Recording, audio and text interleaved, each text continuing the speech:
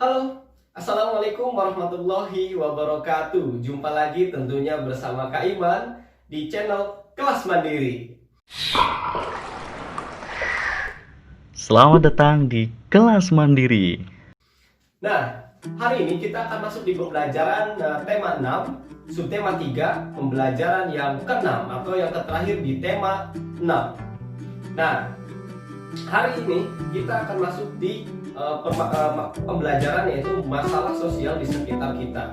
Nah, masalah sosial di sekitar kita akan bahas selanjutnya dan lebih jelas di pokok bacaan berikut ini.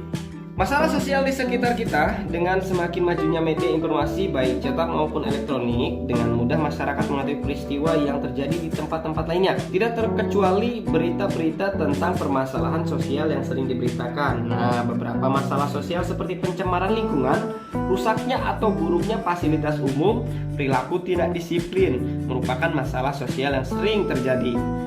Pencemaran lingkungan terjadi karena masyarakat membuang bahan-bahan berbahaya secara sembarangan ke lingkungan alam.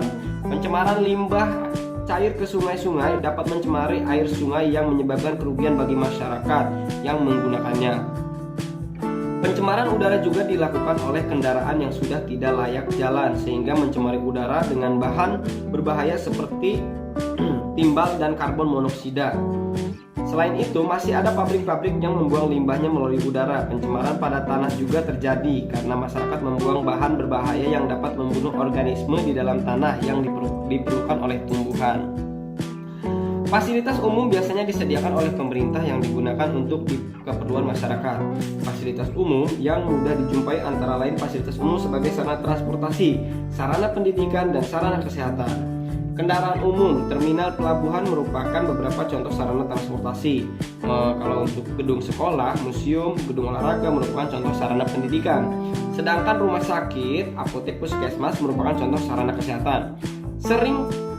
Seringkali masyarakat kurang memelihara fasilitas umum tersebut sehingga tidak terawat dan rusak. Ketika fasilitas umum itu rusak, maka hak orang lain untuk menggunakannya akan terhambat. Dengan memelihara dan melaporkan kerusakan masyarakat dapat menjaga agar dapat digunakan. Dalam kehidupan sehari-hari kita menjumpai banyak sekali perilaku tidak disiplin. Misalnya di jalan raya, kecelakaan lalu lintas dan kemacetan merupakan salah satu akibat dari perilaku tidak disiplin. Tuh, anak-anak, contohnya perilaku tidak disiplin antara lain menjalankan kendaraan dengan melawan arus, mengendarai sepeda motor di tempat yang tidak semestinya, contohnya masuk ke daerah trotoar atau pejalan kaki. Nah, memarkir kendaraan di sembarang tempat, berhenti untuk menurunkan dan menaikkan penumpang di sembarang tempat, bukan pada tempatnya, serta menyeberang jalan secara sembarangan tidak menggunakan jembatan penyeberangan. Tuh, itu adalah contoh dari perilaku yang melanggar lalu lintas yang terjadi di jalanan. Nah, berdasarkan bacaan di atas, tulislah hal-hal yang kamu pahami dari setiap paragraf pada bacaan dalam sebuah kalimat itu dan buatkan kalimat-kalimat tersebut di diagram yang sudah disediakan di bawah ini. Nah, adik-adik, sekarang kita masuk di gambar cerita. Nah, kemarin di pembelajaran 5 sudah Pak Firman jelaskan cara membuat gambar cerita. Yang masih ingat ada teknik kering dan teknik basah ya tentunya. Nah, sekarang kita masuk di gambar cerita, yaitu cara membuat dari media kering. Misalkan teknik arsir atau teknik blok. Nah, mari kita bahas di bacaan berikut ini. Pada gambar dengan menggunakan media kering biasanya digunakan teknik arsir. Tuh, teknik arsir ini dibuat dengan menorehkan pensil, spidol atau alat lainnya berupa garis-garis berulang yang menimbulkan kesan gelap terang dan kesan adanya dimensi.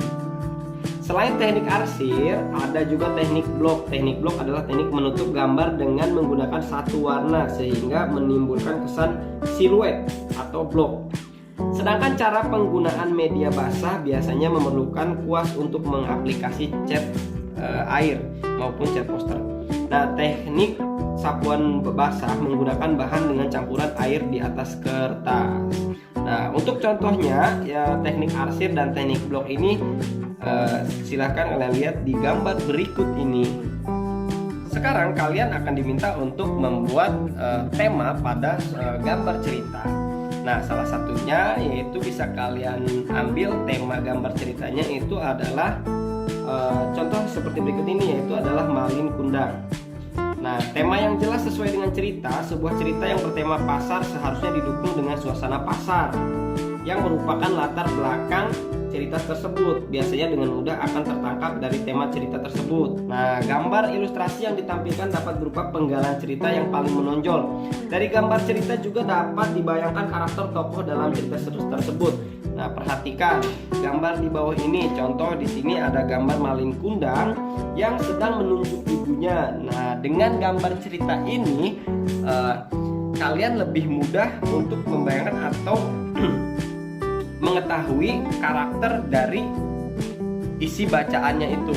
Dengan melihat gambar cerita, kalian akan lebih jelas lagi memahami sebuah ceritanya. Selanjutnya kalian silahkan buat gambar cerita dan tentukan tema sesuai keinginan dan kesukaan kalian. Dan demikianlah pembelajaran hari ini. Kurang lebihnya Kak Iman mohon maaf. Dan jangan lupa untuk tekan tombol subscribe, like, dan komen di kolom komentar di bawah ini. Dan jangan lupa untuk ajak teman-temannya dan keluarganya untuk bergabung di channel Kelas Mandiri. Dan assalamualaikum warahmatullahi wabarakatuh. Sampai jumpa, terima kasih banyak. Bye bye.